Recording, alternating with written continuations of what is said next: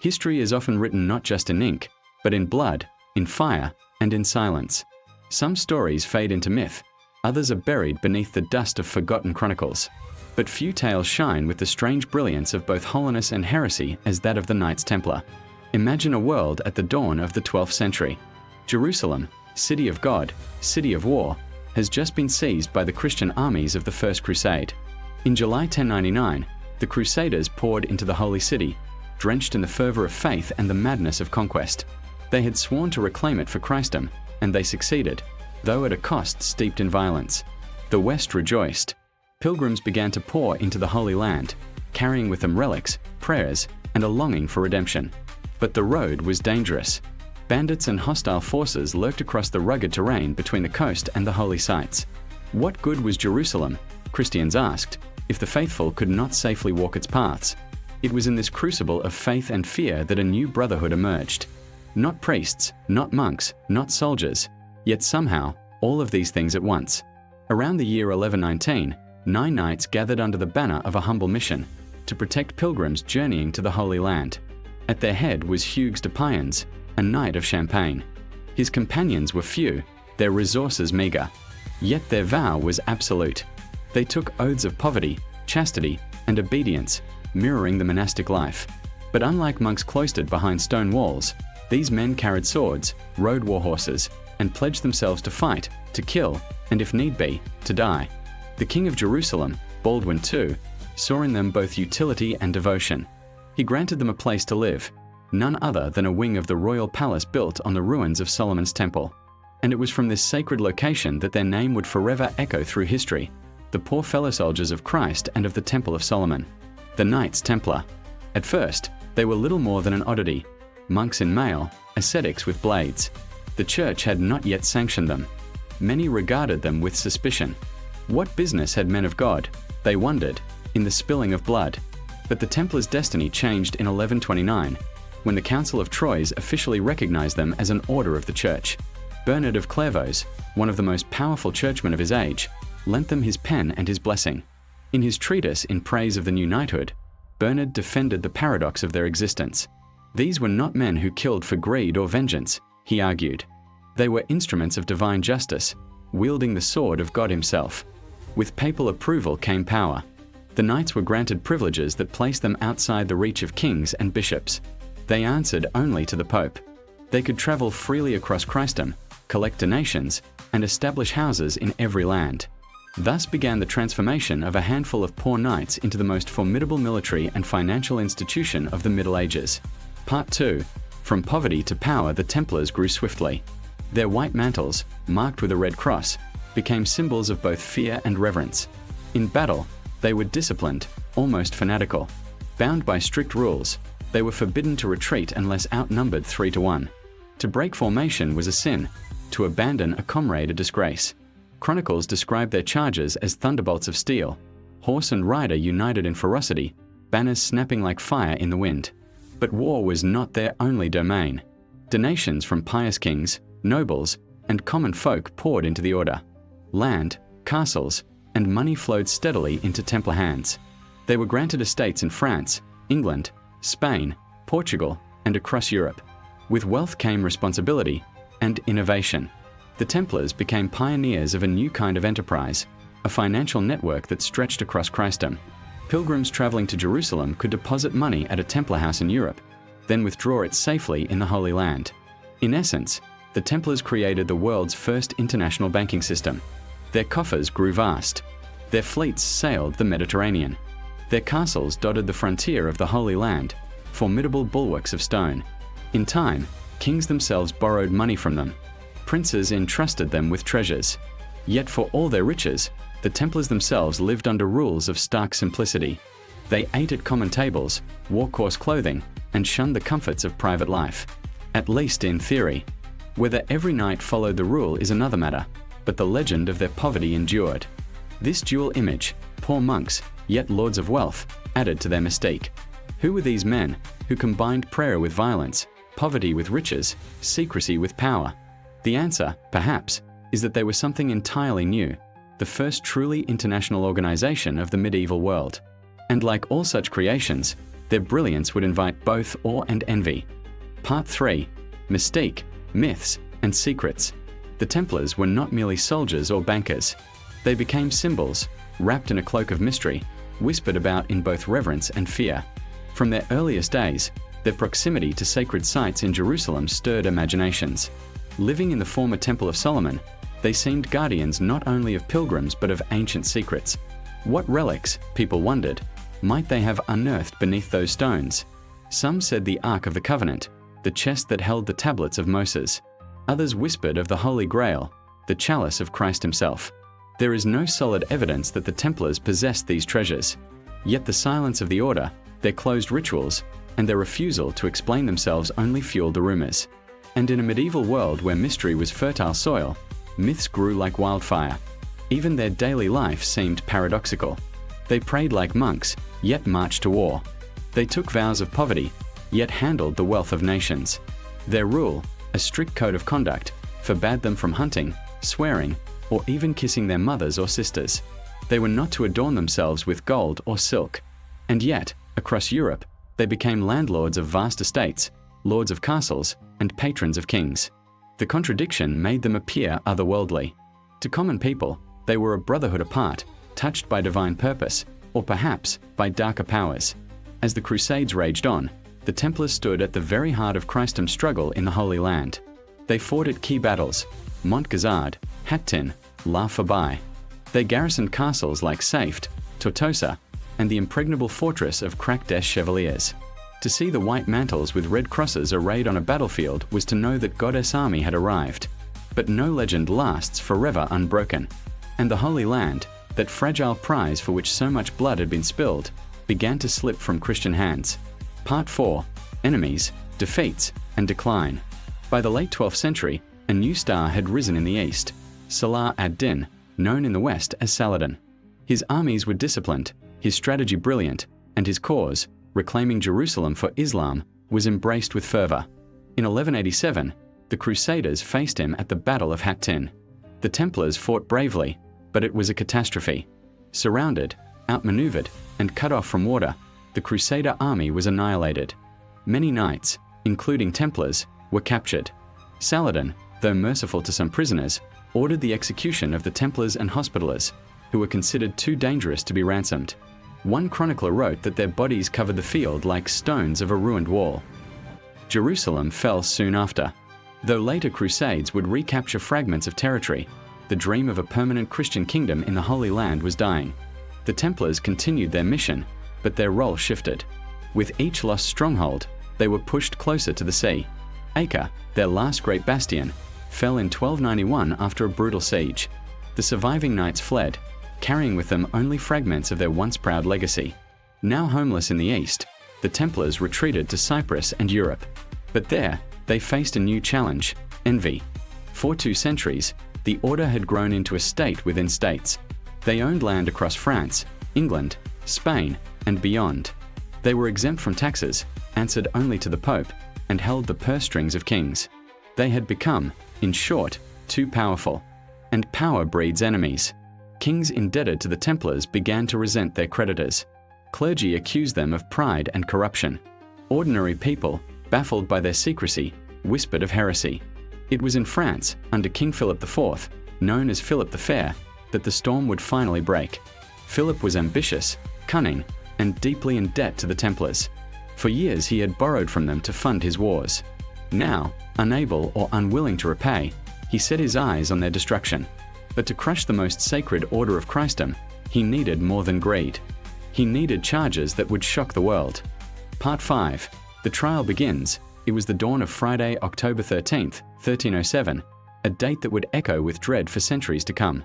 Across France, as the sun rose, the king's men moved swiftly. Doors were broken down, knights were dragged from their beds, commanderies were seized.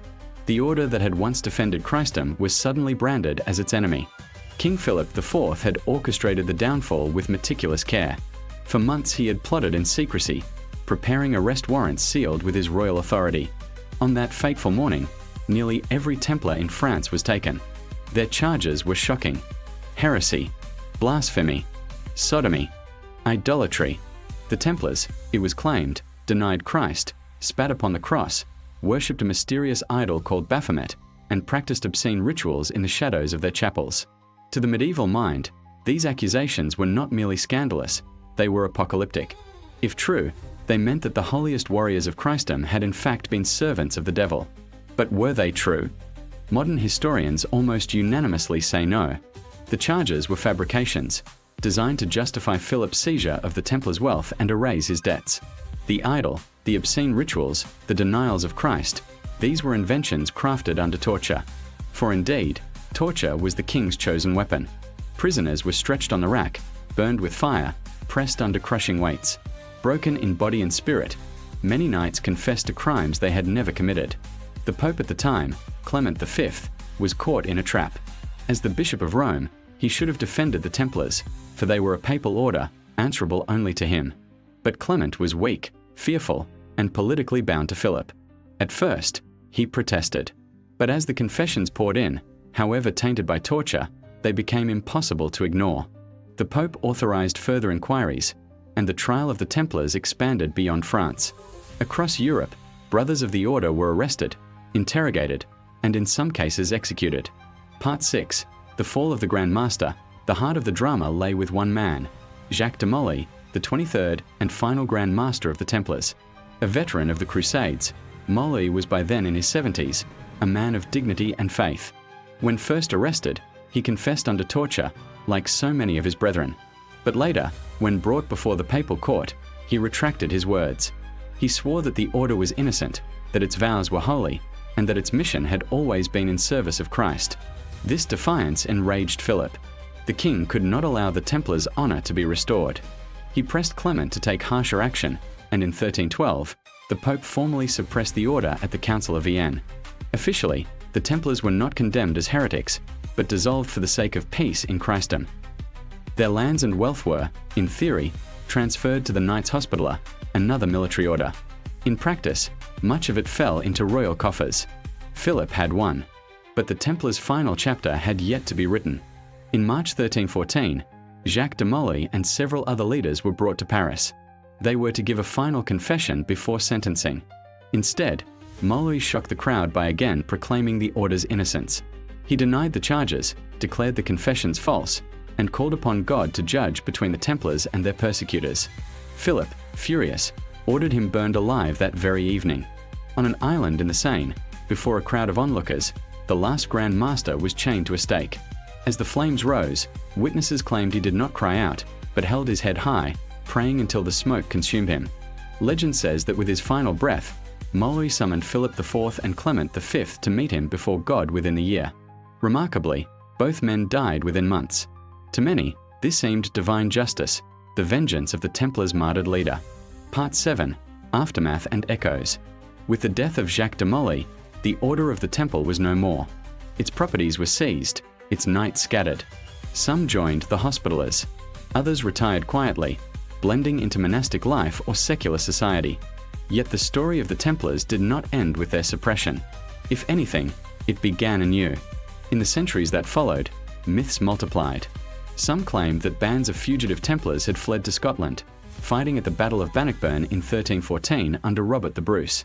Others whispered that they had sailed west across the Atlantic, carrying their treasures to lands unknown, perhaps even to America. Their supposed secrets became the seedbed of countless legends, that they guarded the Holy Grail, that they preserved the bloodline of Christ, that they possessed forbidden knowledge handed down from ancient times. Masons, mystics, and secret societies would later claim descent from the Templars, weaving them into webs of hidden history. Even today, their name echoes in novels, films, and conspiracy theories, a symbol of lost power and mysterious truth. But behind the myths lies a reality both simpler and more profound. The Templars were men of their age, pious, flawed, courageous, and sometimes cruel. They built one of the most powerful institutions of the medieval world, only to see it destroyed by envy, greed, and politics. Their fall was not just the end of a brotherhood. It was a warning that even the mightiest orders, clothed in divine authority, can be undone by human ambition. Part 8. Closing reflection. So what remains of the Knights Templar? Not their castles, which lie in ruins. Not their armies, long turned to dust. Not even their treasure, which, if it ever existed, is lost to time. What remains is a legacy of devotion and discipline, of myth and mystery. A tale that continues to fascinate because it lies at the intersection of faith and power, truth and legend. Perhaps that is why the Templars still haunt our imagination. They were warriors who prayed, monks who fought, bankers who vowed poverty. They were contradictions embodied, and contradictions make the best stories. On that cold March night in Paris, as Jacques de Molay faced the fire, he could not have known that his death would give birth to centuries of legend. But in the end, the Templars achieved a strange kind of immortality, not as conquerors of Jerusalem, not as lords of treasure, but as symbols of mystery, forever caught between history and myth. And so the story of the Knights Templar ends, not with a victory, but with a flame. And yet, in the silence after the fire, their red cross still burns in our imagination, as bright and enigmatic as ever. Shadows of the cross, the birth of the Teutonic Order in the ashes of Jerusalem, where blood soaked the stones and the air trembled with prayers and cries. A brotherhood was born, bound not by mere faith, but by iron and will. They came to heal, yet they would learn to kill. They came as servants of God, yet became architects of fear. This is the story of the Teutonic Order. The year was 1190. The Crusades had carved scars across the Holy Land, and the city of Acre, like a jewel set in sand and blood, was a battleground of devotion and death. Among the chaos, a small group of German knights and noblemen, moved by the plight of the sick and wounded, established a hospital for pilgrims and soldiers. Their goal was simple, almost naive: to care for the sick, to provide shelter where death loomed. But in the world of the Crusades, charity was a fragile mask. The fires of war demanded more than mercy, they demanded steel. And so, the Teutonic Order, named after their Germanic roots, began its transformation. The healer's mantle became armor. The hands that tended wounds now grasped swords. By 1198, the order had received papal recognition. Its insignia, a black cross on white, burned into history as a symbol of faith, authority, and unyielding discipline. These men were neither monks nor traditional knights. They were something in between, a brotherhood that embraced both prayer and combat, devotion and brutality. Each initiation ceremony was a ritual of devotion, oaths sworn in candlelight, hands pressed upon the cross, hearts pledged to a life of service that demanded obedience, courage, and, above all, loyalty to the order above all else. The early years in the Holy Land shaped the order in ways no battlefield alone could. They tended the sick, defended the hospitals from raids, and wove a network of influence that spanned the Crusader states. But the sands of the Levant were shifting. Muslim forces were reclaiming territory, and the once glorious city of Jerusalem had already fallen. Europe beckoned, not with the promise of safety, but with new lands to conquer, new peoples to convert, and new legends to forge. And so, a decision was made. The Teutonic Knights, once healers in the shadow of the Holy Sepulchre, turned their gaze northward, to the mysterious lands of the Baltic, a wilderness of forests, marshes, and pagan tribes. Here, they would not merely defend, they would conquer. They would carve their legacy into the frozen earth of Prussia, in a world untouched by the Crusader sword, yet no less resistant to it. But this was not merely a march of armies. It was a march of destiny.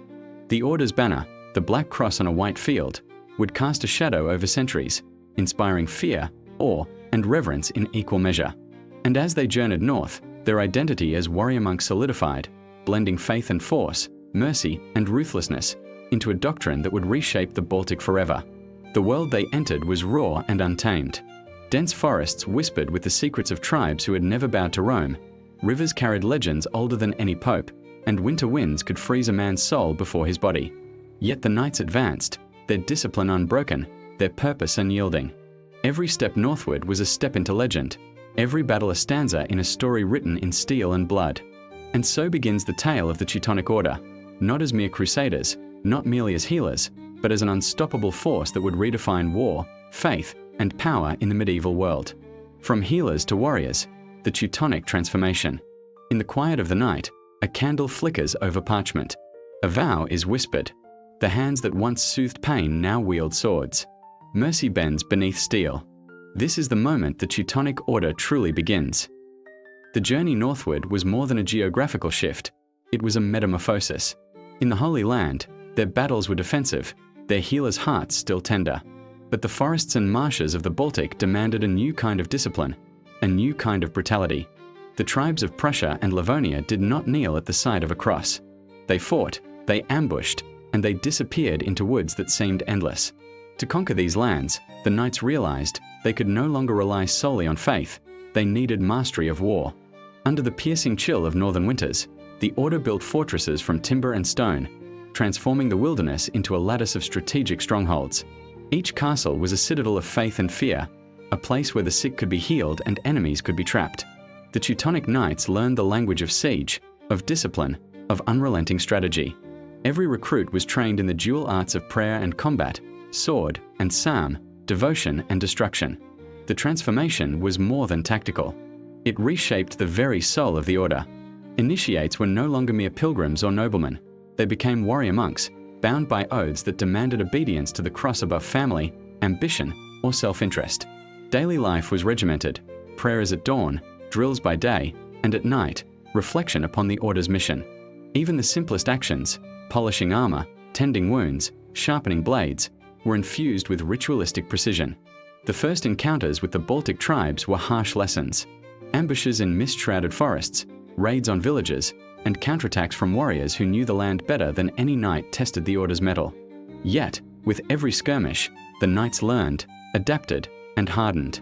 Pagan lands slowly fell beneath the weight of disciplined troops, iron discipline, and unflinching resolve. And still, the order did not shed its origins entirely. Their hospitals remained, albeit fortified. Their chapels remained, albeit within stone walls bristling with arrow slits. Healing and killing existed side by side, each reinforcing the other. The Teutonic Knights had become an enigma, a paradoxical force where mercy coexisted with massacre, where compassion was tempered by conquest. By the mid-13th century, the Teutonic Order had established a network of commanderies across Prussia and Livonia. Each castle was a node of power, each knight a symbol of divine authority. They introduced new laws, enforced conversions, and imposed tribute, shaping the very social fabric of the region. The pagan tribes, once fierce and unbroken, now faced a relentless tide, disciplined and methodical, carrying both the cross and the sword. Yet, even at the height of their ascendancy, the order's existence was not unchallenged. Rival knights, local lords, and the ever-watchful eyes of neighboring kingdoms watched closely, wary of a power that blurred the line between monk and warrior.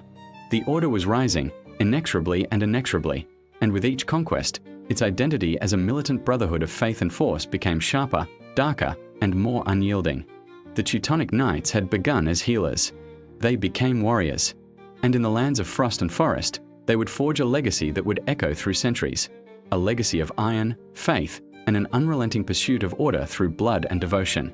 The march to the Baltic, conquest and dominion, where the forests were thick and the rivers ran untamed, a new order marched. The cross on white gleamed in the frost.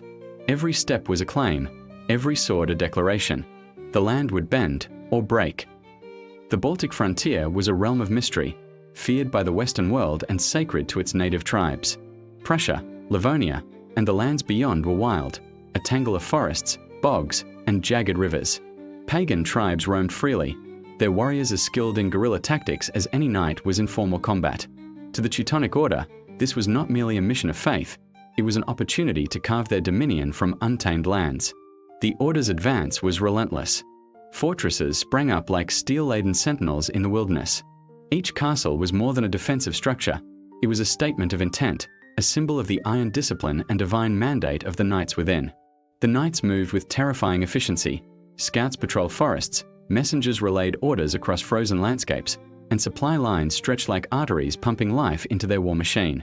Conflict came swiftly. The Prussians, proud and skilled, resisted with ambushes and guerrilla raids. Yet, the knights were patient, disciplined, and unyielding. Battles were brutal, often fought at dawn in fog or twilight, where the clash of steel rang louder than any prayer. Entire villages were taken as leverage, converting the local population through force or fear.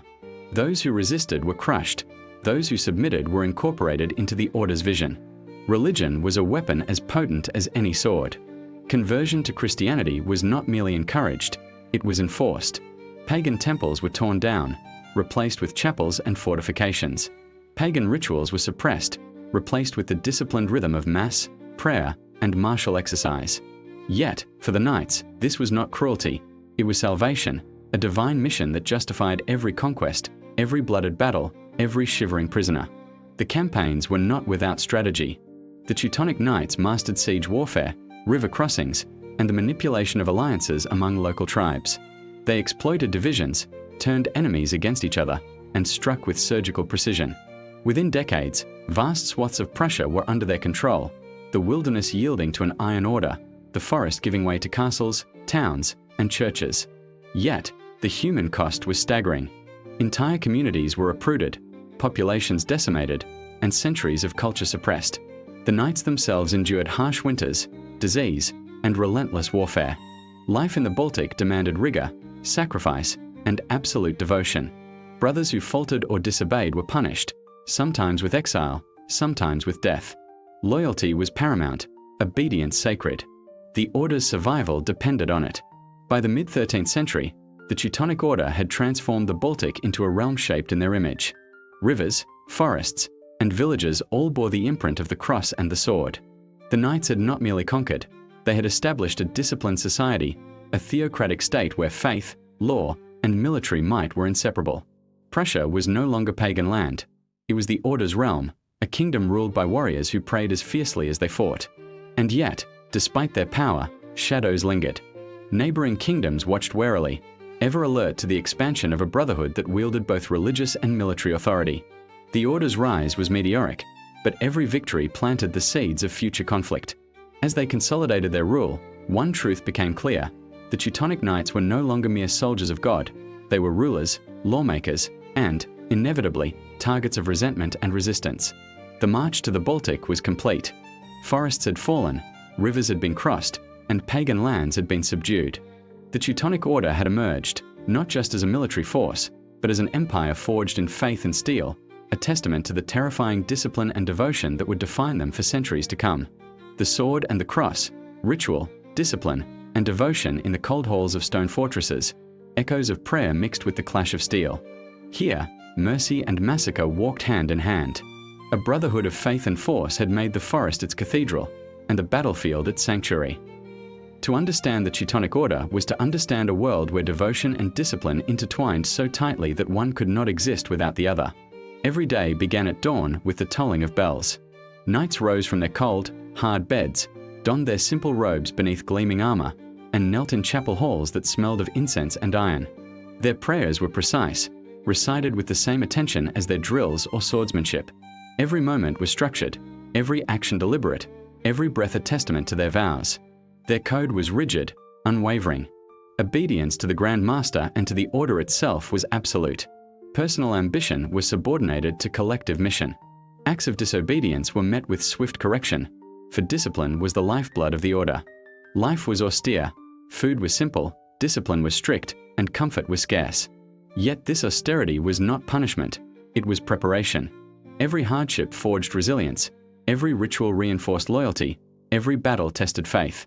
Armor and weapons were sacred. The black cross on a white surcoat was more than a symbol, it was a declaration. Each knight's sword was tempered not just with fire, but with purpose. Every lance, every shield, every arrow carried the weight of the Order's mission.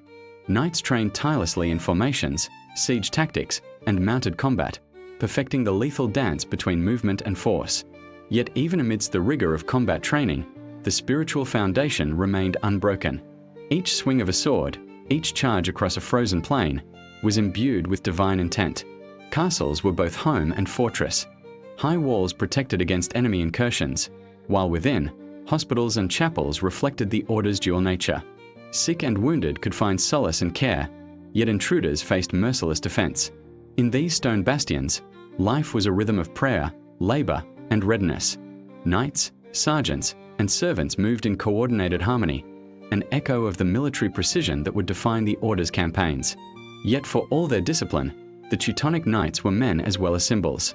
They celebrated victories with solemn feasts, honored the dead with ritual, and sought counsel in quiet reflection. The brotherhood was tightly knit. Trust and loyalty were forged in shared danger, in nights of frost and fear, in battles where survival demanded absolute reliance on one another. They were monks in robes of steel, warriors with hearts devoted to God, men whose lives were a paradox of gentleness and ferocity. It was this paradox that made the Order both revered and feared. To the people of Prussia and Livonia, the knights were saviors and oppressors. Pagan tribes who converted could find protection under the Order's laws. Those who resisted faced relentless campaigns of destruction. Mercy and terror were two sides of the same coin, wielded with strategic intent. And as their dominion expanded, this disciplined duality became their defining characteristic, a balance of faith, force, and governance that few could match. In the quiet of the night, when the battles were over and the fires of the fortress burned low, the knights prayed. They prayed for courage, for victory, for guidance. They prayed for strength, for discipline, for mercy in a world that offered little. And in that prayer, the essence of the Teutonic Order revealed itself, a brotherhood forged in faith, tempered in war, and dedicated to a vision that was as terrifying as it was divine. The sword and the cross were inseparable, as were faith and force. Through this duality, the Teutonic Knights carved their legacy into the lands they conquered, leaving a mark that would endure through centuries, a testament to the power of devotion forged in steel. Clash with Poland and Lithuania, rising tensions and epic battles. Empires clash not merely over land, but over destiny. And in the shadowed forests and rolling plains of Eastern Europe, the Teutonic Order would confront foes who would test their faith, their steel, and their unyielding discipline. By the late 13th and early 14th centuries, the Teutonic Order had consolidated its power in the Baltic, transforming Prussia and Livonia into a network of fortified cities, castles, and commanderies. Yet, with power came opposition. Neighboring kingdoms, particularly Poland and the Grand Duchy of Lithuania, viewed the Order's expansion with suspicion and fear. The Order was no longer a brotherhood of healers or a regional army. It had become a state within a state, a militant theocracy whose ambition stretched beyond the forests and rivers it had subdued. Tensions escalated as the knights sought to enforce their authority over trade routes, towns, and neighboring lands. Raids and counter-raids became common, each side testing the strength and resolve of the other. The Order's discipline and tactics were formidable. Heavily armored knights in tight formations, relentless cavalry charges, and strategic use of fortifications made them a deadly force. Yet the Poles and Lithuanians were not easily defeated. United by necessity, they adopted guerrilla tactics, ambushing supply lines, striking swiftly, and retreating into forests that confounded the knights' formations. The conflict was as much ideological as it was territorial. The Teutonic Order cast itself as the defender of Christianity, portraying the pagan Lithuanians as heathens in need of conversion, while Poland sought to protect its lands and assert its sovereignty. Propaganda, religious authority, and military might intertwined, each battle echoing beyond the battlefield into the halls of kings and popes. By the early 15th century, tensions erupted into full-scale war. The Battle of Grunwald, also known as Tannenberg, was on the horizon, a confrontation that would determine the fate of the Baltic region. The Order, confident in its superior training and disciplined knights, faced a coalition of Polish and Lithuanian forces that had learned from years of resisting Teutonic campaigns. The stage was set on the rolling plains near the village of Grunwald in 1410, a battlefield that would soon become legendary. As the two armies assembled, the air was thick with anticipation. Flags fluttered in the wind, trumpets blared, and the ground trembled under the march of tens of thousands of soldiers. On one side, the Teutonic Knights stood in gleaming armor, their black crosses stark against white surcoats, disciplined to the last man. On the other, the Polish-Lithuanian coalition combined cavalry, infantry, and lightly armored archers, their banners a kaleidoscope of color and defiance. The clash was catastrophic. Arrows darkened the sky, swords rang against shields, and the ground became a mire of mud, blood, and broken lances. The Order's disciplined formations faced unexpected flexibility from their opponents, and despite their valor, the knights struggled against the sheer numbers and cunning of the coalition. By day's end, the battlefield was littered with the fallen, and the Teutonic Order had suffered a devastating defeat. Grunwald was more than a military loss. It was a turning point in the Order's history. Their aura of invincibility was shattered, and their northern empire, though still formidable, faced growing challenges. Poland and Lithuania had not only defended their lands, but had shown that faith and steel could be countered with unity, strategy, and resilience. Yet even in defeat, the Teutonic Order endured. Their castles remained, their cities stood, and their brotherhood persisted. Lessons were learned, strategies were adapted, and the Order continued to rule with a blend of faith and force. The clash with Poland and Lithuania demonstrated that their rise was not inevitable, that power could be contested, and that the greatest battles were fought not only on the fields but in the hearts and minds of those who wielded the cross and the sword. The stage was set for the twilight of their dominance, a period where the Order would face internal challenges, political pressure, and the slow erosion of their once unquestioned authority. Yet, even as their invincibility waned, Their legacy, built in faith, forged in steel, remained indelible. The Battle of Grunwald and the Order's decline, triumph and tragedy. Some battles are more than clashes of steel. They are collisions of destiny, faith, and ambition. Grunwald was such a battle, a day when the might of the Teutonic Order met the fury of a united Poland and Lithuania, and the world would remember the echoes of swords and cries for centuries to come. July 15th, 1410. The plains near Grunwald were alive with tension. Sunlight glinted off polished armor, banners fluttered violently in the summer wind, and the earth itself seemed to hold its breath. On one side, the Teutonic Order arrayed its forces in disciplined ranks, tens of thousands of soldiers who had been drilled to perfection, their black crosses a symbol of authority, power, and divine purpose. On the other, the Polish-Lithuanian coalition, a diverse army of knights, archers, and infantry, stood ready to challenge the Northern Crusaders. The battle began with the roar of cavalry and the storm of arrows, a maelstrom of chaos that belied the calculated precision of the Teutonic formations. At first, the knights advanced with relentless discipline, their lances piercing lines of enemy soldiers, their banners unbroken. But the coalition's flexibility, cunning tactics, and sheer numbers began to turn the tide. Flanking maneuvers, ambushes from hidden forests, and the coordination between Polish and Lithuanian forces disrupted the rigid formations of the knights. 4 hours, the battle raged. The clash of steel echoed like thunder, the cries of the wounded and dying filled the air, and the ground became a quagmire of mud, blood, and broken weapons. Commanders on both sides rode through the chaos, rallying troops, issuing orders, and shaping the flow of battle in a deadly dance of strategy and courage. The Teutonic Knights fought with ferocity, each brother bound by oath, each action a blend of devotion and duty, yet even their legendary discipline could not overcome the overwhelming pressure. The turning point came when the Order's lines began to falter under the sustained assault. Towers of cavalry were broken, banners fell, and knights who had once seemed invincible were struck down in the dust. Grand Master Ulrich von Jungingen, leading from the front, fell in combat, a symbol of the Order's shattered prestige. By the end of the day, the battlefield belonged to Poland and Lithuania, and the Teutonic Order, though still standing as an institution, had suffered a humiliation that would echo through the centuries. Grunwald was more than a loss. It was a moment that revealed the vulnerabilities of a once mighty empire. Fortresses remained, castles stood, and the Order retained territories, yet the myth of invincibility had been destroyed. Political rivals sensed weakness, internal dissent simmered, and the Order's power, though formidable, was no longer absolute. The Baltic would remain under their influence, but the path ahead was fraught with challenges. The decline was gradual but inexorable. Wars continued, resources were stretched, and the changing political landscape of Europe shifted attention away from crusades and conquest toward diplomacy, trade, and nation building.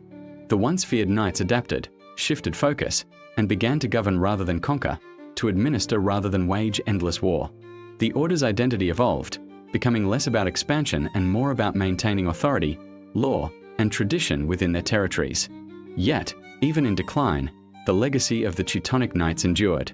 Their castles, churches, and cities stood as monuments to a brotherhood that had combined faith and force in a way unmatched by any other medieval order. Their influence on the social, political, and military development of the Baltic region was profound. They were architects of an empire that had shaped history, leaving behind a story of devotion, discipline, and the intertwining of mercy and terror. Grunwald was a reminder that even the mightiest fall, yet history is rarely about finality. The Teutonic Order would continue to navigate the currents of power, adapting to survive, until their presence faded into the echoes of legend. And though their dominance waned, the story of their rise, their discipline, and their unyielding devotion remained, etched into the chronicles of Europe and into the imagination of generations to come. In the heart of the Mediterranean, where empires rose and fell like tides, there stood an order of men bound not by kingship nor blood, but by an oath. They were not princes, yet they built castles that could defy sultans. They were not merchants, yet their fleets rivaled Venice itself. They were healers, who became warriors. And for centuries, their black mantle, adorned with a white 8-point cross, struck fear into enemies and reverence among allies. These were the Knights of the Hospitaller, guardians of the sick, protectors of pilgrims, defenders of Christendom, and perhaps the most enduring enigma of the Crusades. Thunder rolls. The screen cuts to a blood-red banner torn by wind. Origins, the Brotherhood of the Hospital. Our story begins not on the battlefield, but in the quiet courtyards of Jerusalem. Long before swords were drawn and fortresses were razed, the Knights Hospitaller began with something deceptively simple: charity. Around the year 1048, merchants from the city of Amalfi established a hospice near the Church of the Holy Sepulchre. Its purpose was humble: shelter and aid for weary Christian pilgrims who braved the long, dangerous road to the Holy Land. In a city often racked by political tension and religious strife, the hospice was an oasis.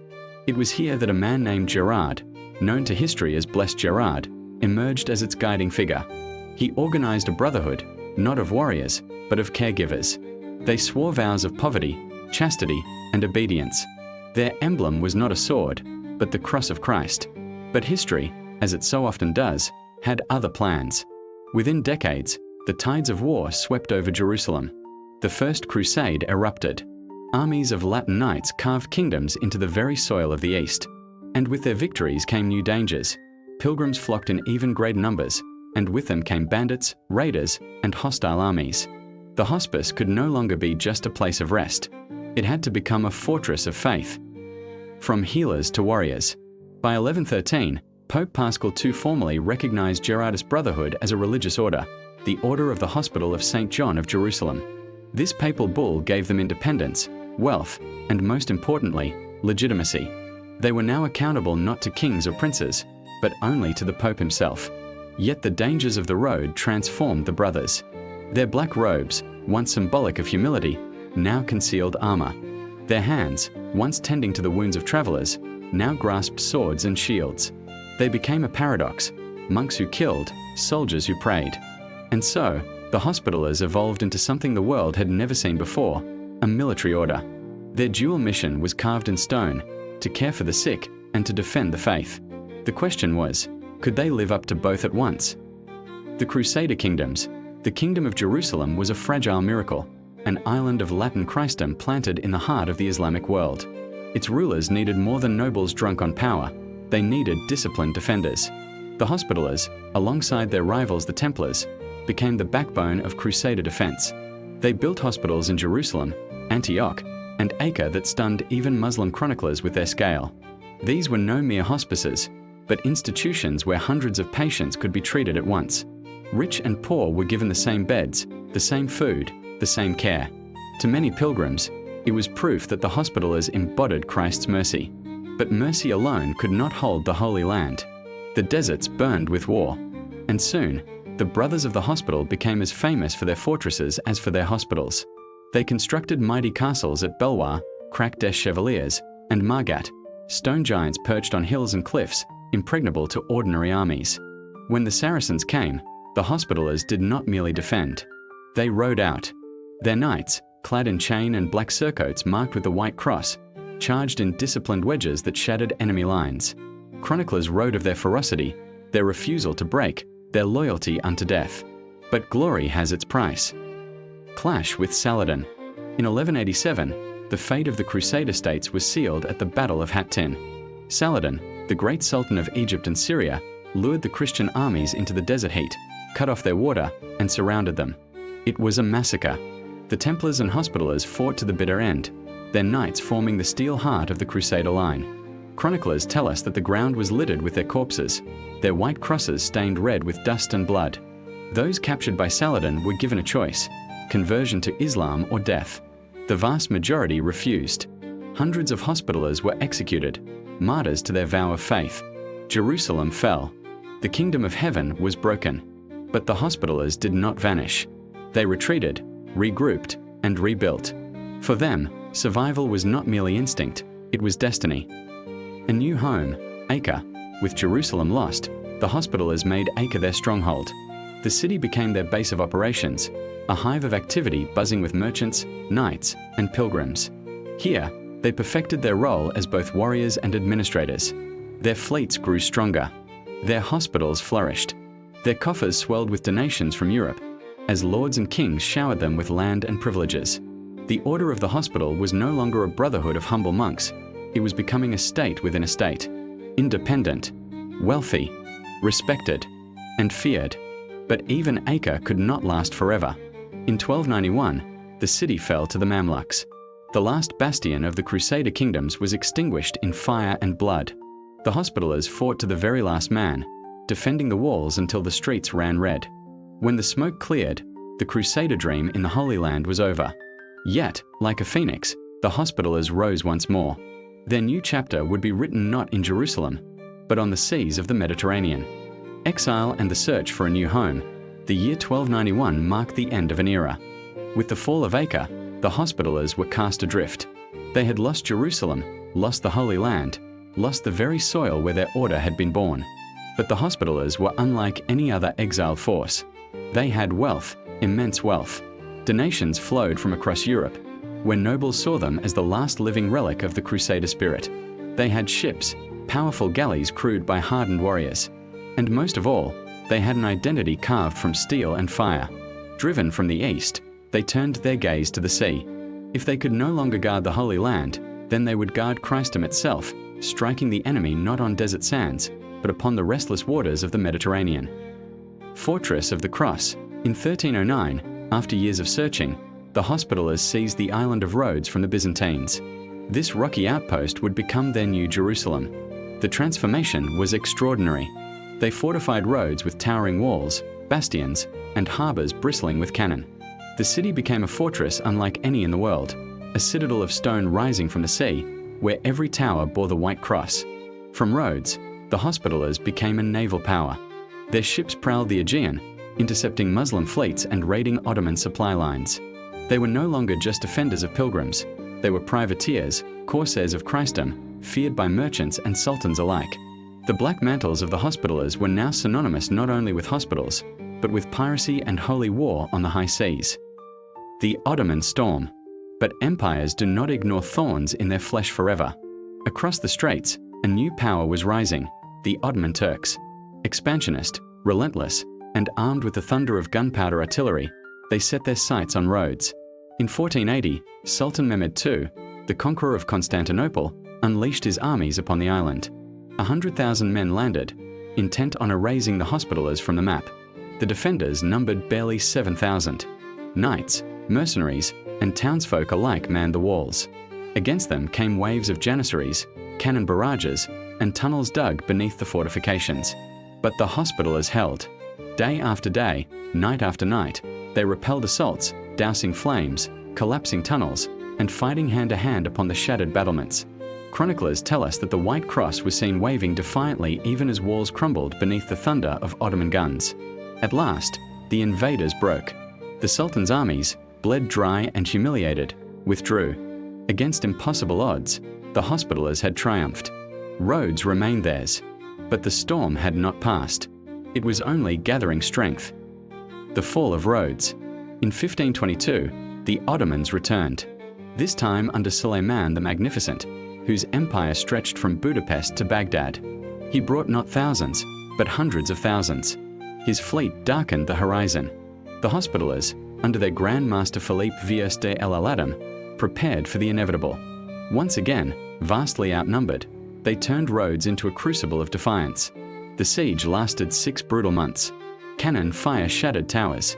Mines exploded beneath walls. Disease ravaged both sides. Still, the Hospitallers fought with the fury of men who knew there would be no retreat. When at last the Ottomans broke through, the city lay in ruins. Yet even then, Suleiman, in awe of their courage, granted the knights safe passage. The survivors marched out with banners flying, their honor intact though their fortress was lost. Rhodes had fallen, but the legend of the Hospitallers only grew stronger. Malta, the last bastion. For nearly a decade, the Hospitallers wandered, without a home. They settled briefly in Italy, their fleet still active, their spirit unbroken. Then, in 1530, a gift changed everything. Emperor Charles V granted them the barren island of Malta, a rocky outcrop, windswept and poor, but perfectly positioned between Europe and North Africa. To many, it seemed a consolation prize. To the Hospitallers, it was destiny. Preparing for the Great Siege, Malta became the new Rhodes. Fortresses rose from the limestone cliffs. Valletta's harbours were filled with war galleys. The Hospitallers turned the island into an unsinkable ship, a shield against the advancing Ottoman tide. And in 1565, their greatest trial came. Suleiman, determined to crush the order once and for all, sent one of the largest armadas the Mediterranean had ever seen. 30,000 men, heavy artillery, Janissaries, corsairs under the infamous Dragut, the scourge of the sea. The defenders, barely 6,000. Hospitaller Knights, Spanish soldiers, Maltese peasants. Outnumbered 5 to 1, they stood at the very edge of annihilation. What followed would become one of the most famous sieges in history, the Great Siege of Malta. The Great Siege of 1565. The Ottomans struck with fury. Fort St. Elmo, the smallest of Malta's bastions, became their first target. For weeks, cannon fire reduced its walls to rubble. Each night, the Hospitallers rebuilt what had been destroyed. The fighting was beyond belief.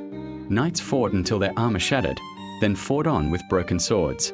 When St. Elmo finally fell, only a handful of defenders remained alive. They were executed, their bodies nailed to crosses and floated across the harbour in mockery. But the sacrifice of St. Elmo bought time. The main fortresses, St. Angelo and Burgu, were strengthened. The defenders, though few, fought like lions. Every assault was repelled with fire, steel, and blood. The Maltese, inspired by the Knights, hurled stones from the walls, poured boiling oil on attackers, and fought side by side with their supposed lords. By September, the Ottomans were exhausted. Their fleet decimated, their ranks thinned by disease and desertion. Then came the final blow. A relief force from Sicily landed, charging into the weakened Ottoman lines. The invaders broke. The great army of Suleiman fled, leaving behind their dead, their cannons, their pride. Against all odds, Malta had held. A legend forged, the victory at Malta was more than a battle won. It was a turning point in the war between Christendom and the Ottoman Empire. Europe hailed the Hospitallers as saviors. Chroniclers compared the siege to Thermopylae, calling it a stand of civilization itself against overwhelming darkness. The Hospitallers, once exiles and wanderers, were now heroes of the West. Their black mantle, their white cross, became symbols not just of faith, but of resistance, endurance, and hope. The Golden Age after Malta. After the Great Siege of 1565, the Knights Hospitaller entered their Golden Age. Malta, once a barren island, blossomed into a jewel of fortresses, cathedrals, and harbours. Under Grand Master Jean Parasot de Valette, the hero of the siege, a magnificent new city was built. Valletta, with its grid-like streets, towering walls, and bastions, became one of the most impregnable fortresses of the Renaissance world. The Hospitallers' galleys ruled the seas. They became the scourge of corsairs, capturing Ottoman ships and freeing Christian slaves. Their fleets, painted with the White Cross, patrolled the Mediterranean like wolves. And yet, within the triumph lay the seeds of decline. For with safety came complacency. With wealth came decadence. Splendor and shadows, the Hospitallers were no longer the desperate warriors of Acre or Rhodes. In Malta, they became aristocrats of war. Grand palaces rose within Valletta. Feasts, tournaments, and luxuries filled their halls. They were still knights, yes, but also nobles, politicians, men entangled in the intrigues of Europe. The very discipline that had once made them invincible began to fray. Yet, the order remained formidable. They continued to build hospitals of astonishing scale, treating not only knights, but the poor, the sick, the forgotten. To step into the Sacra Infermeria of Valletta was to see rows upon rows of clean beds, light-filled halls, and physicians tending patients with a professionalism centuries ahead of its time. The paradox endured. Monks in armor, warriors of mercy, feared corsairs, and gentle healers. The age of gunpowder. But history was changing. Gunpowder, cannons, muskets, and the rise of nation-states shifted the balance of power. The Ottoman threat, though still formidable, waned after the Battle of Lepanto in 1571, where a Christian fleet smashed Ottoman naval supremacy. The great clash of civilizations was no longer fought in island sieges, but in the courts and fields of Europe. And in this new age, the Hospitallers began to seem obsolete. The loss of Malta. In 1798, a storm unlike any before fell upon the order. Napoleon Bonaparte, on his way to Egypt, descended upon Malta with a modern French fleet. The Hospitallers, bound by their ancient vow never to fight fellow Christians, faced an impossible choice: to break their oath and resist, or surrender. Some knights wanted to fight to the last. Others hesitated. In the end, divided and unprepared, they yielded. Malta fell without a true battle. After centuries of defiance, the mighty fortress of the Hospitallers was taken in a matter of days. It was the end of their sovereignty. The knights, once rulers of Rhodes and Malta, were reduced to exiles again. fragmented survival. After Malta, the Hospitallers scattered. Some found refuge in Russia, under Tsar Paul I, who declared himself their Grand Master. Others wandered Europe, stripped of land and power. The age of crusading knights was over. Cannons, republics, revolutions, these were the forces of the modern world. The White Cross seemed destined for history's graveyard. A legacy that refused to die. And yet, the Hospitallers did not vanish. In a quiet transformation, they shed their swords but kept their spirit. The Order of the Hospital returned to its first calling, care for the sick. Today, known as the Sovereign Military Order of Malta, they are no longer a military power, but one of the world's oldest humanitarian institutions. They run hospitals, refugee programs, and disaster relief across the globe. Their white 8-point cross is seen not on shields, but on ambulances and aid convoys. 9 centuries have passed since Blessed Gerard founded a hospice in Jerusalem. Empires have risen and fallen, wars have raged, and kingdoms have crumbled. But the Hospitallers endure, no longer warriors of steel, but warriors of mercy. The mystery of the cross, and so the story of the Hospitallers is one of transformation. From monks to warriors, from defenders of Jerusalem to lords of Rhodes and Malta, from naval corsairs to humanitarians. But their symbol, the white 8-point cross, remains unchanged. 8 points for the 8 Beatitudes, they say. 8 rays of hope. 8 reminders that even in war, mercy has its place. It flooded over castles in the desert, stood against the might of sultans, and today it flies still a ghost of the Crusades. A relic of faith and a reminder that history's greatest legacies are not always carved in conquest, but in endurance. They were the Knights Hospitaller, and their story is far from over.